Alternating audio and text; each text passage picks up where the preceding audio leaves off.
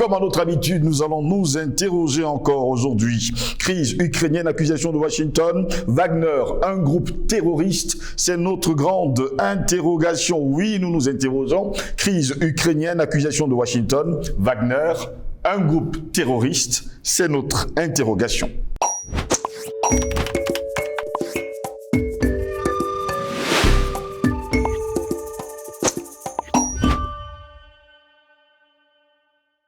C'est toujours un réel plaisir de vous retrouver sur Panafricaniste TV. C'est votre chaîne de télévision qui pour l'heure est sur les plateformes numériques YouTube, Facebook, Instagram, TikTok. N'oubliez surtout pas, dans les jours à venir, nous serons sûrement, oui, sûrement, dans les ménages, dans les chaumières, devant vos petits écrans parce que vous allez être très nombreux à nous le rappeler. Pour cela, nous allons justement dédier cette édition de Parole Panafricaniste à Mama Sani du côté de Niamey au Niger. Sur ce, mesdames, messieurs, bonjour. Bienvenue à toutes et à tous à cette autre édition de Parole Panafricaniste. Eh bien, mesdames, messieurs, les États-Unis ont désigné le groupe paramilitaire russe Wagner comme une organisation criminelle internationale, a annoncé Washington ce vendredi 20 janvier 2023. Les États-Unis ont donc désigné le groupe paramilitaire russe Wagner comme une organisation criminelle internationale. C'était ce vendredi 20 janvier à la Maison-Blanche, dénonçant justement ses activités du côté de l'Ukraine. Wagner est une organisation criminelle qui commet de vastes atrocités et abus de droits humains, a déclaré à la presse le porte-parole du Conseil de sécurité nationale de la Maison-Blanche, en soulignant que le groupe de mercenaires, avec quelques 50 000 personnes déployées en Ukraine, principalement des prisonniers condamnés en Russie. Et nous de poser une question. Washington perd-il la tête ou alors Washington est-il finalement dépassé par les événements? Nous continuons de considérer que le groupe Wagner dispose actuellement de quelques 50 000 personnes déployées en Ukraine, dont 10 000 mercenaires et 40 000 prisonniers, à tel point que cela suscite, il faut bien préciser, les réserves du ministère russe de la Défense sur ses méthodes de recrutement, a-t-il dit. Le responsable a annoncé d'ailleurs que Washington prendrait d'autres sanctions contre le groupe Wagner dans la foulée de la désignation vendredi du groupe comme organisation criminelle. Il a également fait part d'images satellites montrant des trains russes à destination de la Corée du Nord pour s'y fournir en équipement pour le groupe Wagner. Le groupe paramilitaire est désigné donc par Evgeny Prigojine et est très actif dans la bataille acharnée pour la prise de Bakhmout dans l'est de l'Ukraine, déclare aujourd'hui Washington, il faut le dire dans ses propos. Voilà pourquoi nous aussi nous nous interrogeons ce matin, crise ukrainienne, accusation de Washington, Wagner, un groupe terroriste. En tout cas, pour répondre à nos questions, nous sommes avec Albert Anatola ici, il est directeur de publication du journal Le Cactus, journaliste d'investigation et justement panafricaniste. Albert Anatola ici, bonjour, bienvenue à vous. Bonjour à vous, Steve Langos, je dis bonjour aux techniciens, bonjour aux afro-descendants, je dis bonjour à l'Afrique, bonjour aux Africains, à la diaspora africaine qui nous apporte sa contribution, aussi modeste soit-elle, mais dans le combat, toute contribution, aussi modeste soit-elle, et c'est important, c'est utile. Je dis bonjour au top management de Panafricaniste TV. Je dis bonjour à vous-même. Quand je l'ai dit, je voudrais, comme on a l'habitude, de commencer par un coup de gueule. Il vous est revenu il y a quelques semaines que monsieur l'ambassadeur de France au Cameroun, monsieur Thierry Marchand, est sur les traces de son prédécesseur, Christophe Guilou. C'est-à-dire qu'il a commencé à faire la villégiature dans la République du Cameroun, mon pays. Il y a quelques semaines, il a été désigné notable dans un brousse là-bas du côté à l'Est. Et là, ça me pose un problème. J'ai l'impression, comme Alpha Bondi avait l'habitude de dire, que est-ce que ces abrutis n'ont rien compris? Nous nous plaignons de ce que notre patrimoine mémoriel a été volé, notre patrimoine culturel se trouve dans les musées français, notre patrimoine anthropologique se trouve dans les musées français, dans les livres français, mais on continue quand même à donner à certains fils de bourreaux les titres de notabilité dans mon pays, le Cameroun, et sur le continent africain. Je crois que nous avons encore des chemins à faire, Merci pour l'invitation. Très heureux de vous avoir, Albert Anatole ici. Finalement, ce week-end, précisément le vendredi 20 janvier dernier, à la Maison-Blanche, le porte-parole d'ailleurs, a déclaré haut et fort que Wagner était ce groupe paramilitaire désormais considéré comme un groupement terroriste international. Washington a-t-il perdu la tête? Non, Washington n'a pas perdu la tête. Washington, comme tout, n'est-ce pas, cette dynamique mondialiste, est tout simplement en pleine contradiction. En pleine contradiction, pourquoi? Parce qu'aujourd'hui, dans le contexte multipolaire qui se dessine, il y a certaines puissances qui émergent. Et parmi toutes ces puissances qui émergent et qui sont en train de constituer notre bloc d'influence géopolitique, il y a la Russie. Et au cœur de la Russie, vous avez, comme en France d'ailleurs, des sociétés militaires et privées. Je crois qu'il n'y a pas très longtemps, nous avons fait une thématique là-dessus pour dire qu'aujourd'hui, ces mondialistes sont en train justement de faire le bashing sur le groupe Wagner, mais ils oublient que même dans le contexte de la guerre en Ukraine, ils utilisent les mercenaires. Ils disent qu'ils ne veulent pas de la co-belligérance en fourguant carrément les armes et en envoyant les mercenaires, mais ils ne vous disent pas que ce sont des mercenaires qui sont le fait des sociétés militaires privées, à la fois françaises, britanniques, allemandes et américaines.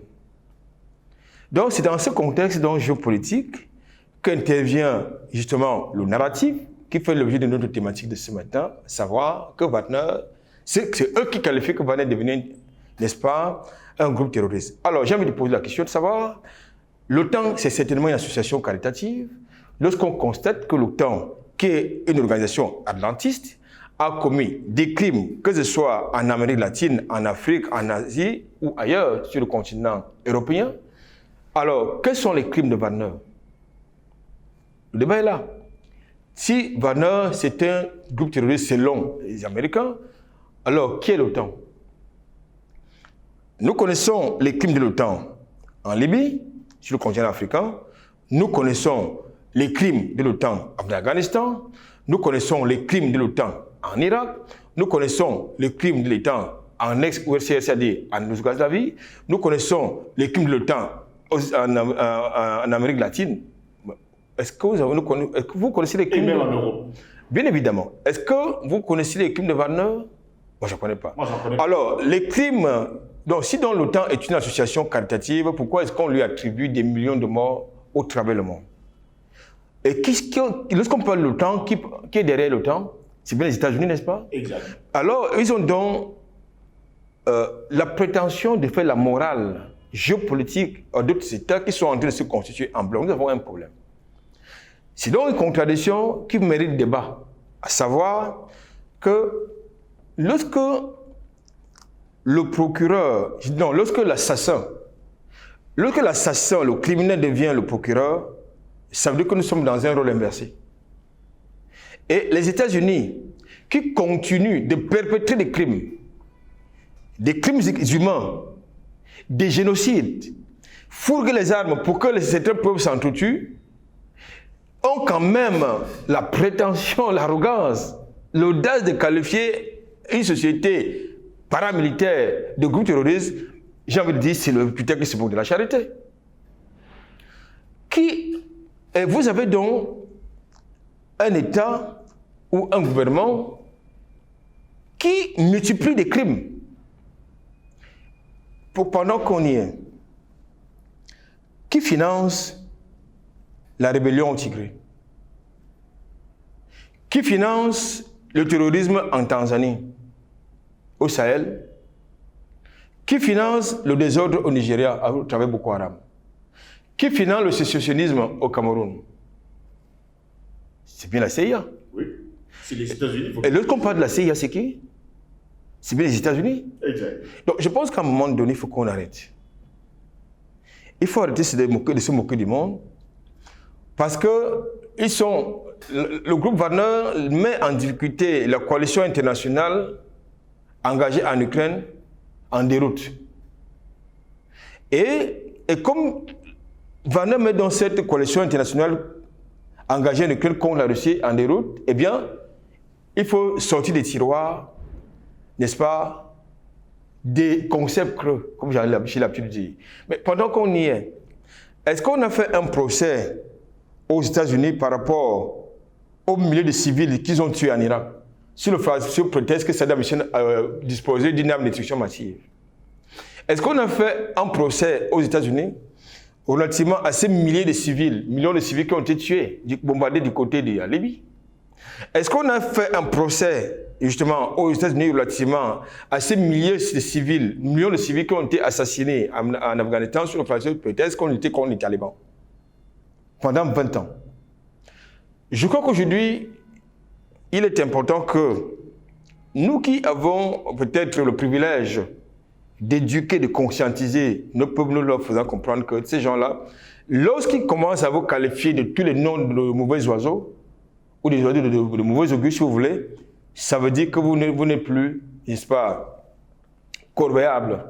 Vous êtes en train de vous affranchir de leur paternalisme qu'ils veulent imposer à tout le monde. C'est ça qui est la question. Aujourd'hui, dans le contexte géopolitique qui est en train de se dessiner, que ce soit ici ou ailleurs, c'est la Russie qui fait office justement de mauvais élèves, qui est devenu le grand Satan. Ce n'est plus les États-Unis qui sont le grand Satan, c'est désormais la Russie qui est le grand Satan. La Russie qui n'a nulle part une histoire de sang, au même titre que les États-Unis, la Russie qui n'a pas un passé esclavagiste, comme certains pays de l'Europe et de l'OTAN, mais c'est cette Russie-là que vous avez donc, que c'est un leader d'opinion, à la fois occidentaux et européens, sont en train de dépeindre comme étant, n'est-ce pas, un État criminel. Je pense que aujourd'hui, nous pensons, ou nous connaissons surtout la vérité. La vérité ne se trouve pas dans la manipulation et dans la fabrication des opinions. La vérité se trouve dans les faits. Tout à l'heure, j'ai convoqué les faits de l'OTAN, de la CIA. La CIA a bien financé l'apartheid d'Afrique du Sud. Exact. Est-ce qu'on a fait un procès aux États-Unis par rapport à ces génocides qui a été perpétré contre le peuple noir du côté de l'Afrique du Sud? Et du racisme sur Et du racisme. américain. Voilà. Est-ce qu'on a fait un procès, justement, aux États-Unis, relativement à tous les crimes imaginables, à son double jeu? On n'a rien fait du tout. Vous avez, dans le contexte de l'intervention de l'OTAN et de la France, de la coalition internationale en Libye, vous avez une résolution qui a été violée, dit bien violée. Mais au nom du sacro-saint principe du gendarme du monde, les États-Unis sont passés outre les résolutions, n'est-ce pas, de cette résolution des Nations Unies, n'est-ce pas? Ils sont allés perpétuer les crimes avec Sarkozy. On ne l'a jamais fait. Ils ont créé leur tribunal pour justement gérer ce qu'ils veulent, qui ne sont plus leurs sujets. C'est ça qui est la question. Donc, l'Afrique dans tout ça, j'ai l'habitude de le dire, dans le contexte de la redéfinition de la géopolitique mondiale, dans le cadre de la multipolarité, il est important que l'Afrique trouve sa voie. Et jusqu'ici, j'ai le sentiment que, avec l'endocolonial qui nous gouverne, avec l'oligarchie qui nous gouverne et qui est également mondialiste, soit dit en passant, il faut nous trouver notre voie. Et cette voie, c'est à la fois le panafricanisme et la rupture totale et radicale. C'est ça qui est la question. Parce que nous avons le droit d'avoir et le devoir d'avoir une masse critique pour que nous puissions sortir justement de la manipulation, de la désinformation. Aujourd'hui, vous avez par exemple un média russe dont les comptes ont été bloqués dans l'Hexagone. Dans tout le territoire de l'Union européenne, vous avez la radio-télévision russe, RT, qui a été, tous les comptes ont été bloqués. Russian Today, c'est Russian Today. Vous avez les comptes de Russian Today qui ont été bloqués du côté de l'Hexagone et sur tout le territoire européen, mais il ne faut pas de la liberté de la presse, n'est-ce pas?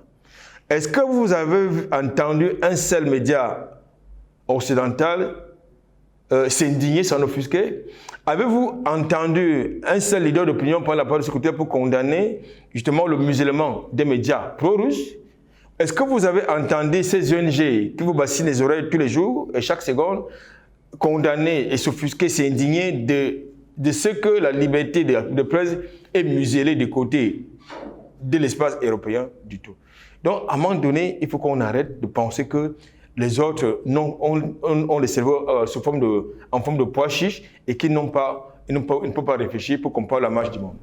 L'Empire occidental est en train de tomber, Albert Anatola, ici, et apparemment la diffamation est sa nouvelle arme. Nous sommes dans une guerre de communication, il s'agit de la guerre médiatique. Vous savez que depuis longtemps, tous les médias européens que vous connaissez qui sont contrôlés par qui, vous savez? Tous les médias américains qui sont contrôlés par qui, vous savez? Tous les médias européens qui sont contrôlés par qui, vous savez? Nous donnaient un narratif qui sortait tout droit des laboratoires, des officines, à Inforce, à Intos et à Fake News pour venir justement nous laver les cerveaux avec. Bon, avec les médias contradictoires et alternatifs comme Panafricanist TV, il y a une autre son de cloche. Donc nous sommes dans une guerre médiatique et c'est tout à fait légitime que nous soyons dans une guerre. La guerre comme la guerre alors? Bien évidemment, puisque c'est eux qui ont toujours commencé la guerre. Ils ont une tradition de la violence. Ils ne s'expliquent pas la violence. Si ils estiment qu'aujourd'hui, comme ils se sont rendus compte que même avec la violence, avec le hard power, ça ne marchera pas, qu'est-ce qu'ils font? Ils passent par le soft power pour instrumentaliser, pour retourner les opinions contre le peuple. Les opinions contre le peuple. C'est pas bon. Ça ne passe plus. Donc, c'est ce qu'il faut comprendre, que nous sommes dans une guerre médiatique.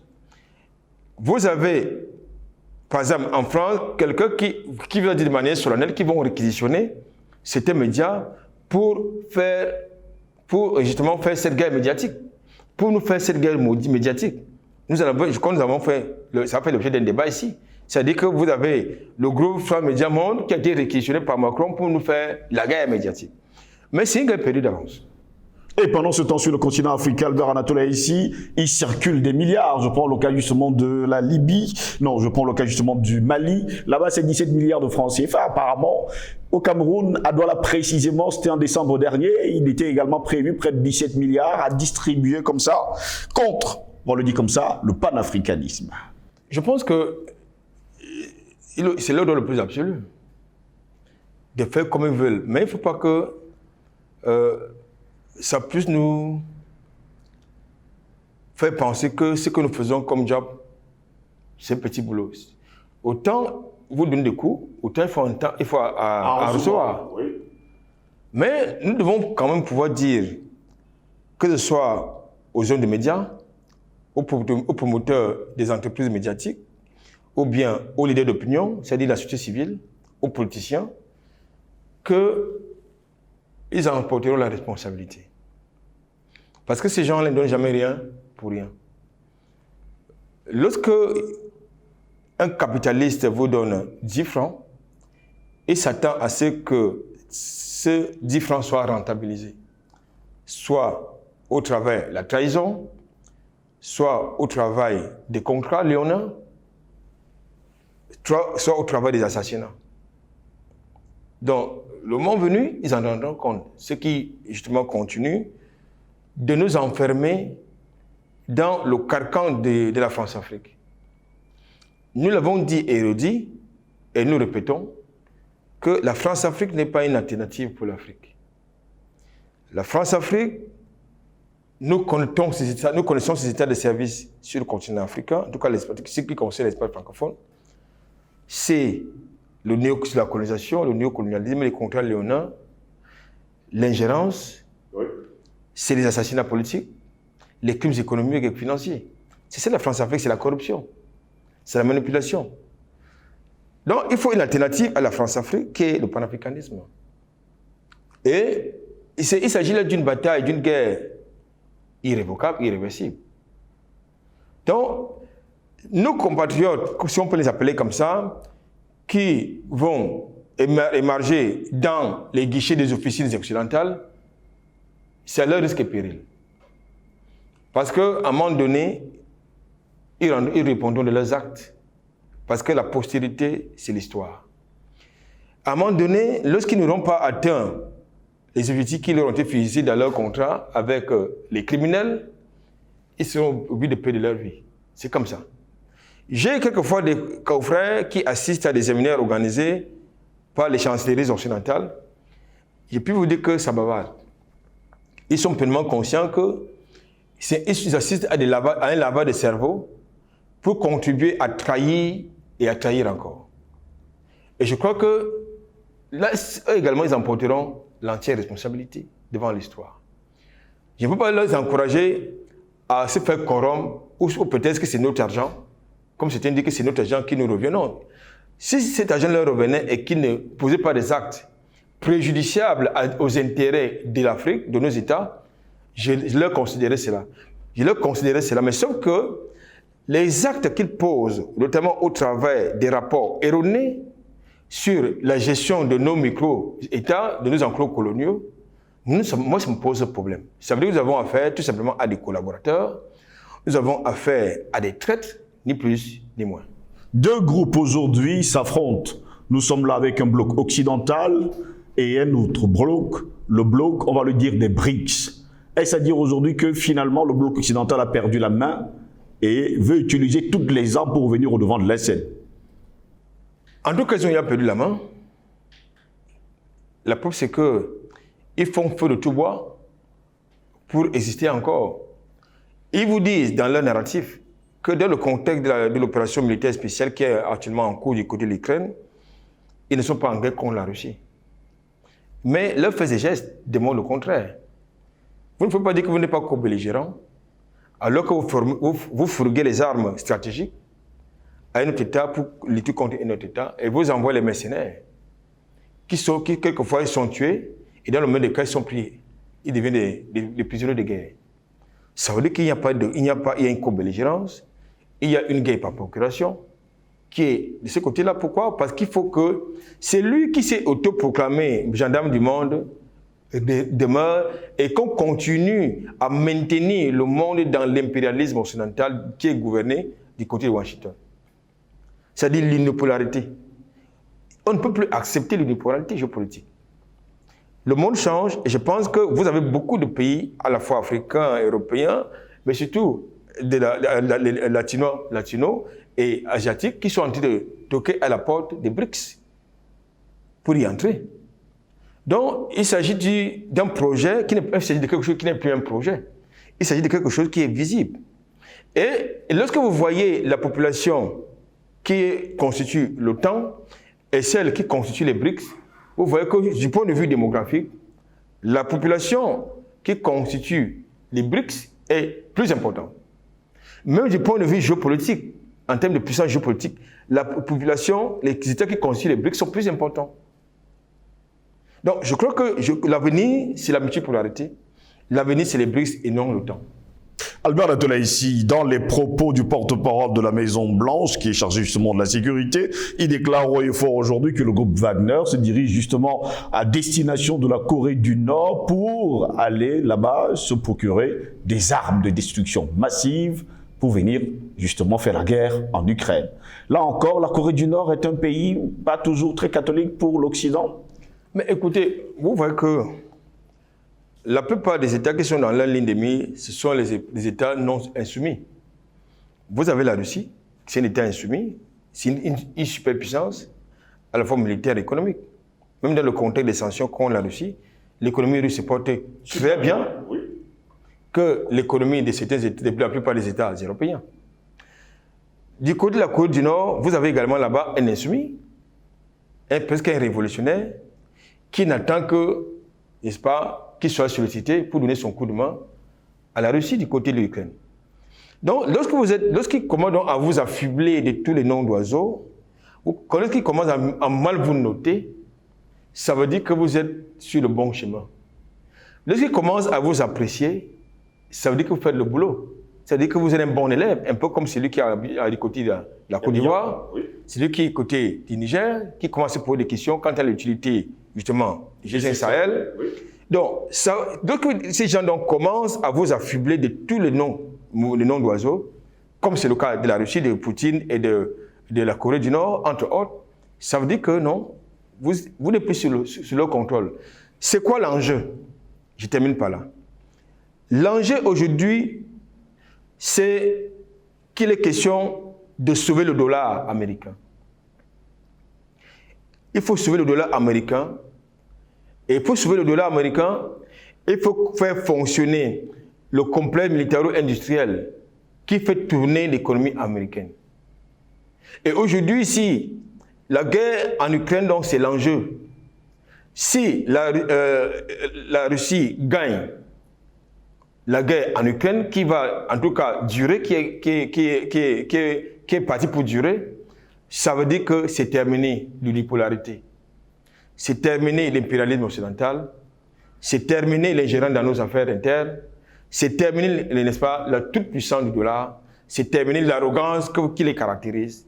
Il faut donc, ils jouent dans leur survie du côté de l'Ukraine. C'est le temps qu'en Ukraine, comme vous le savez, vous avez près de la moitié du territoire qui est la propriété des mondialistes américains.